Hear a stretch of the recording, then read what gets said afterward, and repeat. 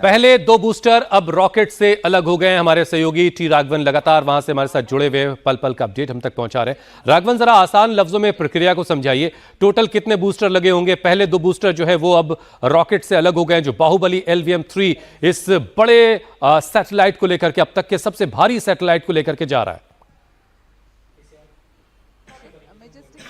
जी बिल्कुल, देखिए S-200 जो मोटर्स होते हैं, जो बूस्टर्स जिसे कहा जाता है, ये इसका पहला स्टेज होता है। क्योंकि ये बहुत हैवी रॉकेट है, इसलिए इसको लिफ्ट ऑफ के लिए ज़्यादा प्रणोद, ज़्यादा ईंधन की ज़रूरत होती है। उसके बाद आपको बहुत आसान शब्दों में समझाएं तो इसके अंदर जो साइड में दो बूस्टर लगे होते हैं, उससे एक तार लगा होता है जिसमें बारूद लगाया जाता है, और जैसे ही वो अपना काम पूरा कर लेता है उसके बाद वो एक स्पार्क वहाँ पर होता है, और वो बारूद की जो जब हम पटाखा जलाते हैं तो जिस तरह से हम वो महसूस करते हैं, एक लाइन जो है पूरी जाती है, उसके बाद वहां पर एक छोटा सा स्पार्क होता है और ये दोनों बूस्टर अलग हो जाते हैं। अभी जो लेटेस्ट अपडेट है वो हमारे पृथ्वी के वातावरण को जो है वो पार कर चुका है। ऊष्मा कवच, जो हीट शील्ड जिसे कहा जाता है, जिससे वो वातावरण में घर्षण को से रॉकेट को और सैटेलाइट को बचाने के लिए जो हीट शील्ड उसके चारों तरफ लगाया जाता है, वो भी पृथक कर लिया गया है। सेकेंड स्टेज का जो है पूरा अभी रॉकेट का संचालन हो रहा है, और जिस तरह से कहा जाता है इसरो के लिए ये बहुत सरल बात हो गई है अब कि एक कॉपी बुक लॉन्च होता है। हालांकि ये छठा ऑपरेशनल फ्लाइट है, जिसमें से तीसरा कमर्शियल है। आपको ये बहुत अहम बात ये समझनी होगी कि चंद्रयान 2, 3 और CMS-3 के अलावा तीसरी बार हम कमर्शियल सैटेलाइट जो है इसको लॉन्च कर रहे हैं इस LVM-3 के जरिए। इससे पहले OneWeb सीरीज की जो है 2 टुकड़ों में 72 सैटेलाइट को इस रॉकेट ने लॉन्च किया था, और आज हम ब्लू बर्ड ब्लॉक 2 को लॉन्च होते हुए देख रहे हैं। तो ये एक बहुत बड़ी बात है इसरो के लिए, क्योंकि अब सारे देश बहुत लो कॉस्ट, अगर आप बाकी जो एस्टेब्लिश्ड प्लेयर्स हैं उनको अगर आप देखें, रशिया, अमेरिका जिसमें सबसे टॉप लिस्ट में आते हैं, उनसे कंपैरेटिवली हमारा जो कॉस्ट है सैटेलाइट लॉन्च का वो बहुत कम है। इसी वजह से अब हम ये देख पाएंगे कि जो दूसरे देश जो अभी तक स्पेस में पूरी तरह से जो है आत्मनिर्भर नहीं है, वो भारत की तरफ रुख करेंगे, क्योंकि बहुत ज़्यादा प्रिसिशन के साथ इसरो जो है वो सैटेलाइट को लॉन्च कर रहा है। और यही वो रॉकेट है जिससे हमारा गगनयान मिशन भी जो है होने वाला है। ये LVM-3 को ह्यूमन रेटेड, यानी LVM-3HR इसे बनाया जा रहा है, उसके डेवलपमेंट का काम लगातार चल रहा है। और हम देखेंगे कि इस साल के 2026 के पहले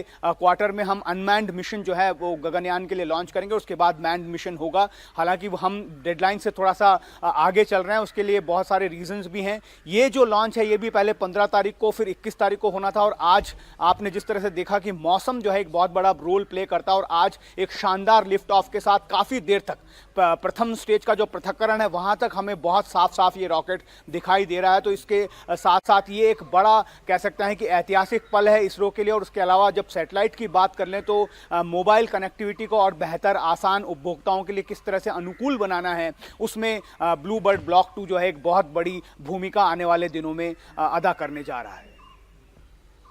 राघवन, जरा ये भी समझाएं कि एक तो ये जो लो अर्थ ऑर्बिट में जहां पर इसको स्थापित किया जाना है, वहां तक का सफर जो है वो कितनी देर का है, और कितने फेज के बाद हम ये मानेंगे कि ये हमारा आज का लॉन्च कामयाब रहा?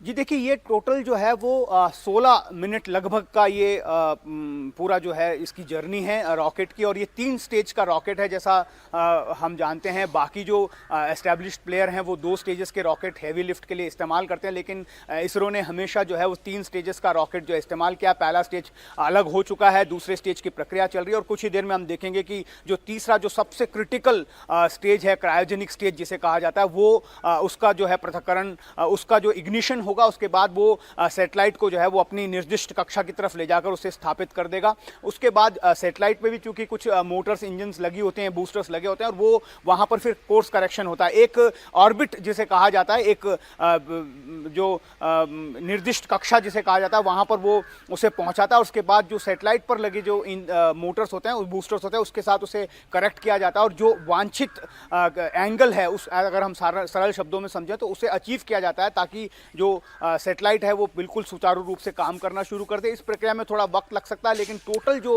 जर्नी है इस रॉकेट की, सैटेलाइट को लो अर्थ ऑर्बिट में राघवन, एक सवाल का जवाब जरा जल्दी से और जान लेते हैं आपसे। जो ब्लू बर्ड 1 था, उसके जरिए अमेरिका और कुछ और दूसरे हिस्सों में जो है मोबाइल कनेक्टिविटी बेहतर हुई थी, 5G 4G बेहतर हुआ था। या इस बार 6 अरब लोग टारगेट में हैं, क्या उसमें हम सब भी शामिल हैं, हिंदुस्तान भी शामिल है उसमें? हमारे देश के लोग इस सवाल का जवाब जानना चाह रहे होंगे।